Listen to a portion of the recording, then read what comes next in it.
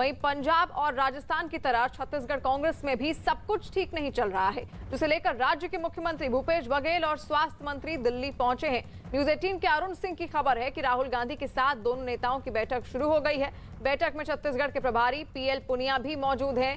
बताया यह भी जा रहा है कि बैठक में छत्तीसगढ़ में नेतृत्व परिवर्तन पर चर्चा हो सकती है, क्योंकि पिछले कुछ समय से भूपेश बघेल और टीएस सिंहदेव के बीच इसे लेकर खींचतान चल रही है। टीएस सिंहदेव खेमा दावा करता है कि बघेल और उनके बीच सत्ता के बंटवारे का 2.5 साल का फॉर्मूला तय हुआ था और अब इसे लागू करने का वक्त आ गया है। लिहाजा राहुल गांधी के साथ होने वाली ये बैठक बेहद अहम मानी जा रही है। यानी कि अब छत्तीसगढ़ कांग्रेस में भी सब कुछ ठीक नहीं है। और अरुण सिंह हमारे साथ जुड़ गए हैं। अरुण, एक बार पूरी सिलसिलेवार तरीके से समझाइए कि ये विवाद है क्या आखिर। देखिए, दो विवाद हैं। पहला तो यह है कि टीएस सिंहदेव जो राज्य के स्वास्थ्य मंत्री हैं, उनका ये कहना है, अंदर खाने ये बात कहते हैं, खुल के मीडिया के सामने उन्होंने कभी ये नहीं कहा, बट अंदर खाने वो कहते हैं कि 2.5 साल का फार्मूला तय हुआ था। जब सरकार बनी थी छत्तीसगढ़ में, तब ये कहा गया था और खुद कांग्रेस नेतृत्व ने स्वीकार किया था कि इसमें सिर्फ भूपेश बघेल की मेहनत नहीं है, टीएस सिंहदेव की भी मेहनत है। और इसलिए तब एक वादा किया गया था टीएस सिंहदेव से कि आपको भी 2.5 साल बाद मुख्यमंत्री बनाया जाएगा। 17 जून को भूपेश बघेल का 2.5 साल का कार्यकाल पूरा हो गया मुख्यमंत्री के रूप में। अब टीएस सिंहदेव के लोग इस बात को लेकर के आला कमान तक अपनी बात पहुंचा रहे थे कि अब समय आ गया है जब नेतृत्व परिवर्तन कर देना चाहिए, जो आला कमान ने वादा किया था। और उसी समय आपने देखा होगा कि एक घटना हुई, एक एमएलए पार्टी के ही बृहस्पति सिंह, उन्होंने ये आरोप लगाया कि टीएस सिंहदेव उन पर हमला करवा रहे हैं और उनको जान से मरवाना चाहते हैं। टीएस सिंहदेव के खेमे का कहना था कि ये सब कुछ भूपेश बघेल के इशारे पर हो रहा है, ताकि जो सत्ता का परिवर्तन होना है वो न हो पाए और आला कमान इसको लेकर के गंभीर हो जाए और भूपेश बघेल को ही 5 साल मुख्यमंत्री रहने दे। तो जो पेच फंसा है वो ये कि क्या टीएस सिंहदेव को मुख्यमंत्री की कुर्सी दी जाएगी। मेरे पीछे राहुल गांधी के घर में जो बैठक चल रही है, कहा यह भी जाता है टीएस सिंहदेव के खेमे द्वारा कि ये एश्योरेंस कोई और नहीं, खुद राहुल गांधी की मौजूदगी में दिया गया था कि 2.5 साल पहले आप भूपेश बघेल को मुख्यमंत्री रहने दीजिए, फिर हम आपको बैटन सौंप देंगे, आपको मुख्यमंत्री पद की कुर्सी सौंप देंगे। तो अब फैसला राहुल गांधी को करना है कि उसमें कहां तक प्रगति हुई है और क्या नेतृत्व परिवर्तन होगा।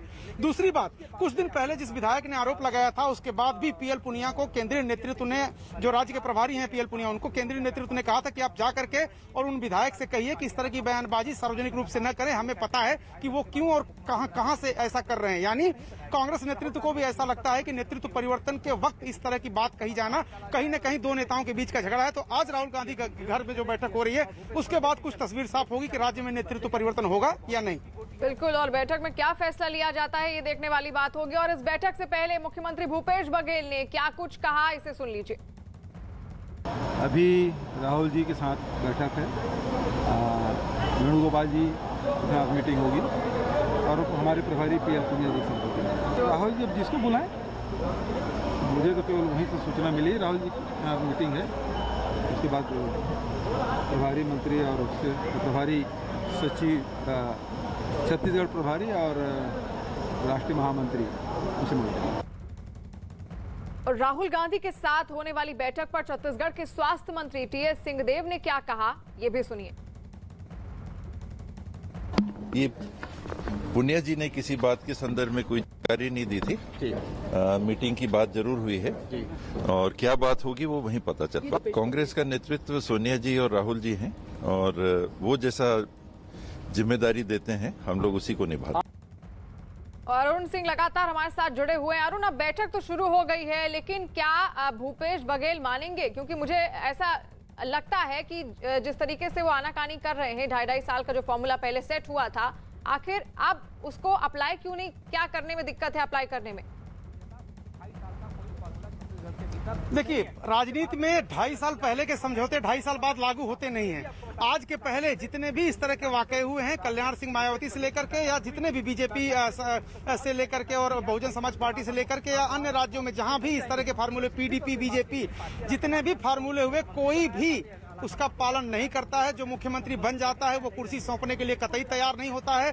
सरकार खतरे में पड़ती है या समर्थन वापस ले लिया जाता है या सरकार गिर जाती है। ये देखने वाली बात होगी कि क्या कांग्रेस नेतृत्व इतना मजबूत है, इतना सक्षम है कि निर्णायक भूमिका वो अदा करेगा और नेतृत्व परिवर्तन करा पाएगा। उसकी वजह यह है कि कुछ दिन पहले सोनिया गांधी ने भूपेश बघेल को बुलाया था मुख्यमंत्री को। भूपेश बघेल 10 जनपद पहुंचे थे, सोनिया गांधी से उनकी मुलाकात भी हुई थी। निकलने के बाद उन्होंने कहा था कि नेतृत्व जो कहेगा मैं उसे मानने के लिए तैयार हूं। तो सवाल यह है कि क्या सोनिया गांधी और राहुल गांधी ने तय कर लिया है कि अब वादे के मुताबिक जो टीएस सिंहदेव खेमा कहता है, दावा करता है कि वादा किया गया, तो उसके मुताबिक क्या टीएस सिंहदेव को मुख्यमंत्री बनाया जाएगा या टीएस सिंहदेव को दिल्ली में कोई बड़ी भूमिका दी जाएगी? क्योंकि टीएस सिंहदेव ये कह रहे हैं कि अब उनके लिए काम कर पाना मुश्किल है। एक मंत्री के रूप में एक तरह से धमकी भी उन्होंने दी है कि वो पदों से अपने इस्तीफा दे देंगे। तो कई विकल्प हैं इसमें।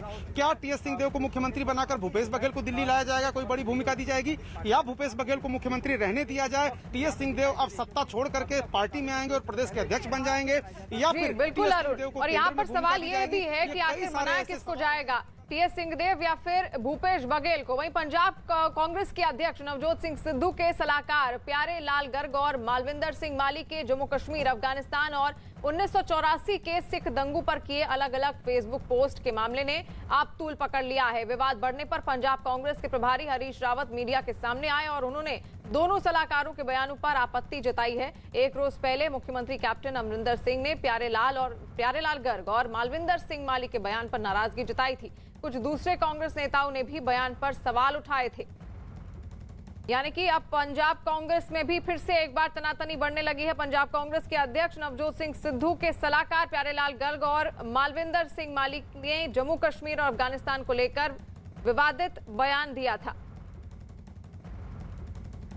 पीसीसी प्रेसिडेंट को पूरा हक है कि वो सलाह दें और पंजाब का जो समर्थन मूल्य है मेरा ख्याल है कुछ अधिक है, लेकिन वहाँ की जो यील्ड है, रिकवरी है, वो कम है, दोनों में कम है।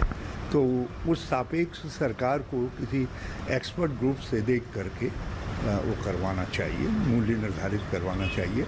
और मेरी पंजाब के चीफ मिनिस्टर साहब से बात हुई थी, तो जो मुझे लगता है कि वो लुधियाना स्थित हमारी एग्रीकल्चर यूनिवर्सिटी से राय परामर्श करके और किसानों के साथ बैठ करके खुद उसका सॉल्यूशन निकालने जा रहे हैं। वहीं बयान पर विवाद बढ़ने के बाद सिद्धू के दोनों सलाहकारों मालविंदर सिंह माली और प्यारेलाल गर्ग मीडिया के सामने आए और दोनों ने ही इस मुद्दे पर अपनी बात रखी।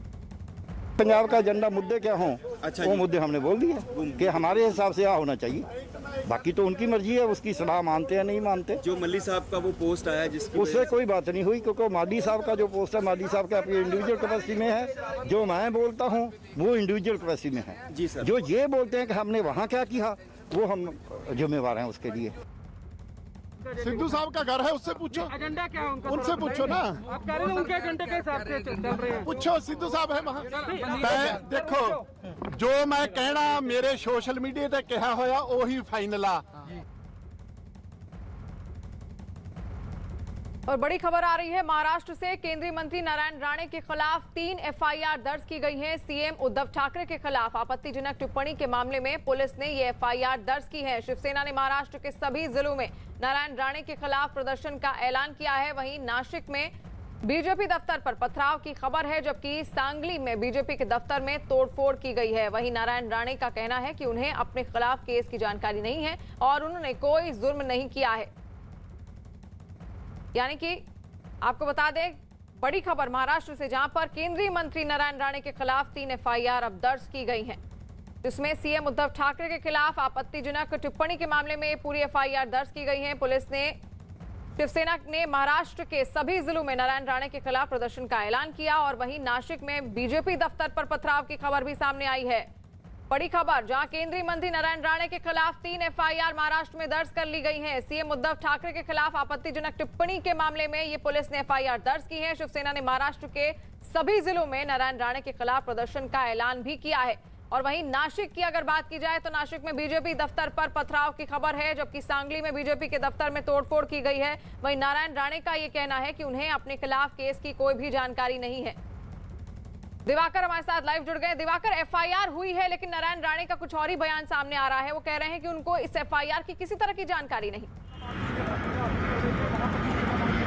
देखिए, साफ तौर पर जिस तरह से नारायण राणे ने बयान दिया है उसको लेकर शिवसेना पूरे राज्य में आक्रामक नजर आ रही है। जो कार्यकर्ता हैं अलग अलग जगहों पर प्रदर्शन कर रहे हैं, लेकिन जो 3 FIR दर्ज हुई है पुणे में और इसके अलावा अगर आपको कहूं तो महाड में और इसके अलावा एक जगह और जो महाराष्ट्र का जिला है, 3 जगहों पर जो है FIR दर्ज हुई है। 2 जगहों पर FIR दर्ज करने की प्रक्रिया भी जारी है। जो शिवसेना के द्वारा लगातार FIR दर्ज करने की प्रक्रिया वो लगातार अलग अलग इलाकों में की जा रही है। लेकिन मैं जहां मौजूद हूं, अगर वहां की तस्वीरें दिखाऊं कि यहाँ पर ये जानकारी मिली थी कि जो शिवसेना के कार्यकर्ता हैं वो प्रदर्शन करने के लिए पहुंचेंगे और उसी को देखते हुए जो नारायण राणे के समर्थक हैं उनके घर के बाहर मौजूद हैं। यानी जानकारी मिलते ही जो नारायण राणे के समर्थक थे यहाँ पर इकट्ठा हो गए थे। आप देख सकती हैं कि यहाँ पे तमाम जो जुहू इलाके में ये नारायण राणे के समर्थक हैं वो उनके घर के ठीक सामने इकट्ठा हुए हैं। और ऐसे में जो हंगामा कोई ना हो, कोई विवाद ना हो, इसको देखते हुए पुलिस का जो बंदोबस्त है, आप देखिए कि मुंबई पुलिस के जो तमाम जवान हैं वो नारायण राणे के घर के सामने तैनात किए गए हैं। सबसे अहम चीज, क्योंकि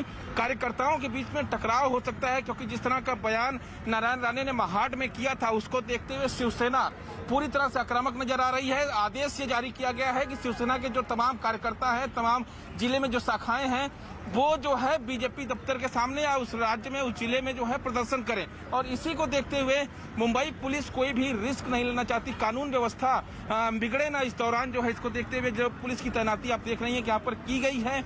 लेकिन यहाँ पर जिस तरह से नारायण राणे का बयान सामने आया है मुख्यमंत्री उद्धव ठाकरे को लेकर, उसको लेकर शिवसेना ने साफ तौर पर कहा है कि नारायण राणे ने एक तरह से उन्हें चेतावनी दी है और इस चेतावनी का जवाब वो जरूर देंगे। और यही वजह है कि जो शिवसेना के कार्यकर्ता हैं वो लगातार अलग अलग जिलों में महाराष्ट्र के प्रदर्शन कर रहे हैं। शिवानी। बिल्कुल दिवाकर, और आपत्तिजनक टिप्पणी की बात की जा रही है जिसको लेकर पूरी FIR हुई। आखिर ये टिप्पणी थी क्या? और जो FIR हुई है उसमें नारायण राणे का ये कहना है कि उनको पता ही नहीं, उनको जानकारी ही नहीं है कि उनके खिलाफ FIR भी दर्ज की गई है। वहीं आरोपों पर नारायण राणे ने क्या कहा है वो भी आपको सुनाते हैं। कहीं आपको ऐसा लग रहा है कि मुख्यमंत्री की ओर से आदेशित किया जा रहा है कि आपके जो जन आशीर्वाद यात्रा को जो प्रतिसाद मिल रहा है उसको रोका जा सके? नहीं, रोका नहीं, जेलसी की वजह से आदेश दे सकता है कोई भी। दिवाकर हमारे साथ जुड़े हुए हैं। दिवाकर, आखिर वो टिप्पणी क्या थी जिसकी वजह से पूरा विवाद छिड़ गया है? देखिए शिवानी, ये पूरा विवाद जो है जब जन आशीर्वाद यात्रा नारायण राणे की शुरू हुई थी BMC चुनावों को देखते हुए, उस दौरान से ही विवाद पैदा हुआ था। और कल महाड में, जो रायगढ़ जिले में महाड आता है, वहां पर जो है नारायण राणे ने प्रेस कॉन्फ्रेंस की थी जिसमें साफ तौर पर उन्होंने उद्धव ठाकरे के ऊपर सवाल खड़े हुए कहा था कि उन्हें स्वतंत्रता दिवस के बारे में नहीं पता है, उन्हें इस तरह की जानकारी ना हो, ये कैसा मुख्यमंत्री है। और इतना ही नहीं, उन्होंने उन्हें जो है तमाचा मारने की बात जो है उस प्रेस कॉन्फ्रेंस में कही थी, जिसके बाद से जो है ये पूरा विवाद पैदा हुआ। और इस विवाद के बाद जो शिव सैनिक हैं वो लगातार आक्रामक दिख रहे हैं। लेकिन जो FIR दर्ज करने का सिलसिला है वो लगातार जारी है। मैं आपको बता दूं कि मुंबई के खेरवाड़ी पुलिस स्टेशन में और औरंगाबाद जिले में FIR दर्ज करने की प्रक्रिया अभी जारी है। 3 FIR पहले ही दर्ज हो चुकी, यानी लगातार नारायण राणे पर पलटवार करने की कोशिश शिवसेना के द्वारा की जा रही है। लेकिन मैं जहां मौजूद हूं, ये नारायण राणे का घर है और इस घर पे ये जानकारी आ रही थी सामने कि शिवसेना के लोग प्रदर्शन कर सकते हैं। और इसी प्रदर्शन को देखते हुए यहाँ पर जो नारायण राणे के समर्थक हैं वो सुबह से इकट्ठा होना शुरू हो गए थे। और इसी को देखते हुए टकराव ना हो, कानून व्यवस्था ना बिगड़े इस दौरान, और इसलिए पुलिस बल की अब तैनाती देखिए। नारायण राणे के घर के बाहर ये भीड़ भी हम देख रहे हैं और सुरक्षा के लिहाज से वहां पर जवान भी तैनात कर दिए गए हैं। वहीं न्यूज़ 18 और बायजूस एक बार फिर लेकर आ रहे हैं यंग जीनियस सीजन 2। अगर आप भी किसी ऐसे बच्चे को जानते हैं जिनकी उम्र तो छोटी है लेकिन काम बड़े हैं, वो बच्चे जिनका हुनर सबसे अलग है, या उस बच्चे के कारनामे सबको हैरान कर देते हैं, तो उनका नाम आज ही रजिस्टर करवाएं news 18 Byju's young genius season 2 के लिए।